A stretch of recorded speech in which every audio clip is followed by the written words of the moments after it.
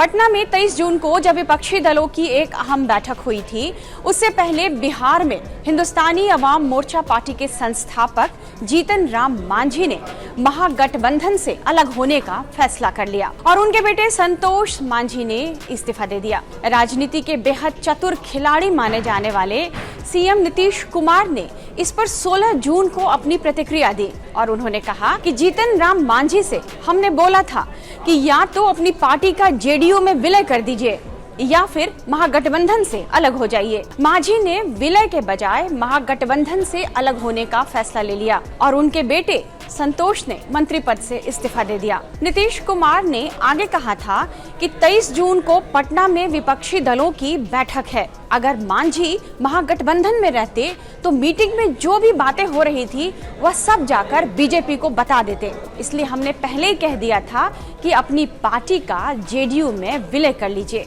या फिर बाहर हो जाइए। नीतीश कुमार ने ये आरोप लगाया कि जीतन मांझी महागठबंधन के सहयोगियों की जासूसी कर रहे हैं। नीतीश कुमार के इन आरोपों के बाद जीतन राम मांझी ने गृह मंत्री अमित शाह से मुलाकात की और वे एनडीए में वापस लौट आए। नीतीश कुमार जब जीतन राम मांझी की पार्टी पर यह आरोप लगा रहे थे, ठीक उसी समय एनसीपी चीफ शरद पवार अपनी बेटी और पार्टी के कार्यकारी अध्यक्ष सुप्रिया सूले और दूसरे कार्यकारी अध्यक्ष प्रफुल्ल पटेल के साथ इस बैठक में आने की तैयारी कर रहे थे। शरद पवार को इस बात का बिल्कुल अंदाजा नहीं था कि जिस वजह से नीतीश कुमार ने जीतन राम मांझी के सामने हम का जेडीयू में विलय करने की शर्त रखी थी, वही वजह शरद पवार के लिए एक बड़ी राजनीतिक गलती साबित होने वाली है। शरद पवार बेहद भरोसे से अपने बेहद करीबी रहे प्रफुल्ल पटेल को इस बैठक में शामिल करने के लिए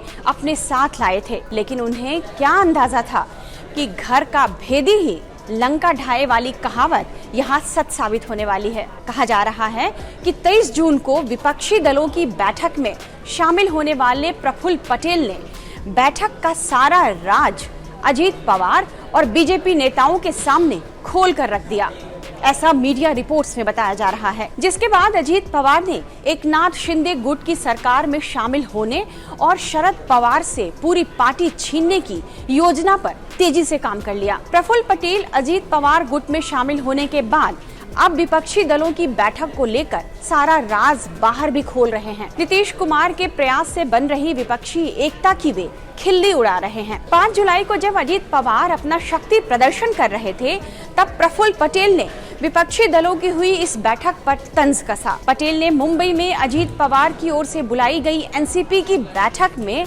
क्या कुछ कहा है, आइए हम ये बताते हैं। सर्व विरोधी पार्टीच्या मीटिंग मध्ये मी गेलो होतो।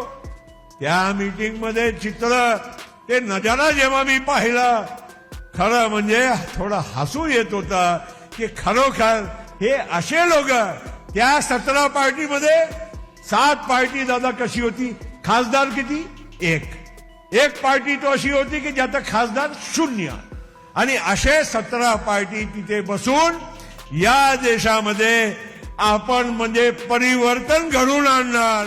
तो सुन लिया आपने, प्रफुल्ल पटेल इस बैठक में शामिल थे और वहां उन्हें हंसी आ रही थी। प्रफुल्ल पटेल शरद पवार का दामन छोड़ेंगे इसका अंदाजा किसी को नहीं था, शायद शरद पवार को भी नहीं था। पवार को तो उन पर इतना भरोसा था कि हाल ही में उन्होंने प्रफुल्ल पटेल को पार्टी का कार्यकारी अध्यक्ष भी बना दिया। लेकिन शरद पवार को अपना राजनीतिक गुरु मानने वाले पटेल ने जिस राह पर अपने गुरु का साथ छोड़ा है, उससे पवार भी पचा नहीं पा रहे हैं। हालांकि माना जा रहा है कि प्रफुल्ल ने ईडी और दूसरी सरकारी एजेंसियों के डर से अजीत पवार का साथ देने का फैसला किया है। मीडिया रिपोर्ट्स में दरअसल ये बताया जा रहा है कि ईडी ने बीते दिनों उन पर कार्रवाई शुरू कर दी थी। ईडी की नजर प्रफुल्ल पटेल की कुछ संपत्तियों पर थी। ईडी ने वर्ली स्थित उनकी कुछ संपत्तियों को जब्त भी किया है। धनाढ्य नेताओं में गिने जाने वाले प्रफुल्ल पटेल की वर्ली में कई संपत्तियां हैं, जो मुंबई के सबसे महंगे इलाकों में से एक माना जाता है। ऐसे में पटेल ईडी की कार्रवाई से परेशान थे और हाल ही में जब प्रधानमंत्री नरेंद्र मोदी ने पिछले दिनों भोपाल में अपने एक बयान में कहा कि वो एनसीपी के भ्रष्ट नेताओं के खिलाफ कार्रवाई करेंगे। तब शायद प्रफुल्ल पटेल का डर और बढ़ गया। कुछ राजनीतिक जानकारों का मानना है कि जब प्रफुल्ल पटेल को यह यकीन हो गया कि शरद पवार अब उन्हें इस परेशानी से, इस मुश्किलों से नहीं निकाल सकते हैं, तो उन्होंने अजीत पवार का हाथ थाम लिया। अब संभावना है कि प्रफुल्ल पटेल को केंद्रीय कैबिनेट में जगह मिल जाए। लोकसभा चुनाव से पहले मोदी कैबिनेट में फेरबदल पहले से तय है। ऐसे में संभावना जताई जा रही है कि उनकी इस कैबिनेट में एंट्री हो जाए। इस वीडियो को लाइक और शेयर कीजिएगा और इस तरह की तमाम वीडियोस के लिए आप बने रहिए टाइम्स नाउ भारत के डिजिटल प्लेटफॉर्म के साथ।